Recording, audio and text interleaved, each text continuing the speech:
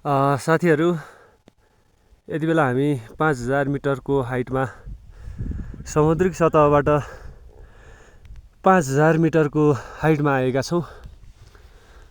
यहाँ आइरहँदाखेरि अक्सिजन लेभलको एकदम कमी भइरहेको महसुस हामीले गरिरहेका छौँ।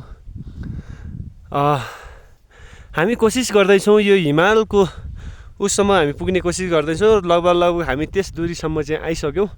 तैपनि हामी अझ यो हामीले देखिरहेको हिमालसम्म चाहिँ पुग्ने कोसिस गर्दैछौँ।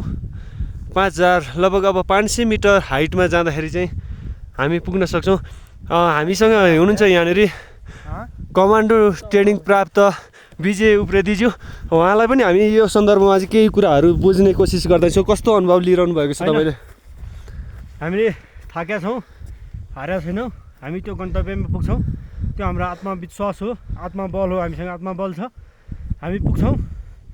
हामीलाई थाहा छ अब हामी धेरै टाढा छैनौँ। हामी बसिरहेको चाहिँ हाम्रो 500 समुद्रिक सतहबाट 400 देखि 500 मिटरको कतिको हाइटमा बसिरहेको? 4 हामी अहिले आएको मोटामोटी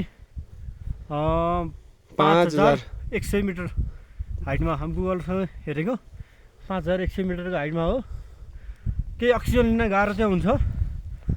आत्मविश्वास हो, सबभन्दा ठुलो कुरो आत्मबल हो। हामीले त्यसलाई चाहिँ मेन्टेन गर्न सक्यौँ भने जस्तो तपाईँले अनुभव गरिरहनु भएको हिजो हामी बसोबास गरिरहेको स्थान समुद्रिक सतहबाट चाहिँ 400 मिटरको दूरीमा हाइटमा रहेको छ होइन? हिजो हामी बसेको बेनी बजार हो। बेनी बजार समुद्री सतहबाट 900 मिटरको हाइटमा रहेछ। हामी बसोबास गरेको स्थान चाहिँ हाम्रो घरहरू चाहिँ भनौँ न, हामी बसोबास गरेको चाहिँ 400 देखि 450 500 मिटरको हाइटमा हामी जन्मी हुर्केको खेलेको मान्छे। आज हामी मोटामोटी 5100 मिटरको हाइटमा आउँदाखेरि अभियसली केही गाह्रो त हुन्छ है। तैपनि त्यो गाह्रोको बावजुद पनि हामी हारेका छैनौँ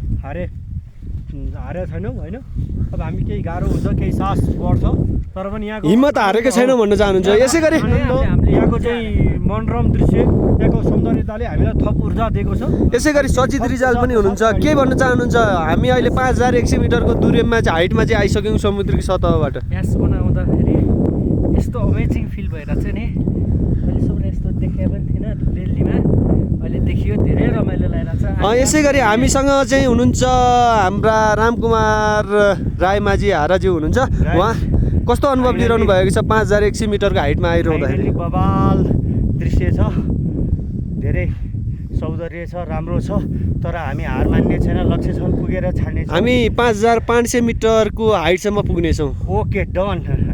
ल, सास फेर्न चाहिँ केही गाह्रो भइरहेछ, श्वास प्रश्वासमा केही अब समस्या आउँछ कि भन्ने चाहिँ छ। हामी तैपनि कोसिस गर्नेछौँ कति हाइटसम्म चाहिँ हामी जान सक्छौँ है त। ओके ओके ल, लेट्स मुभ।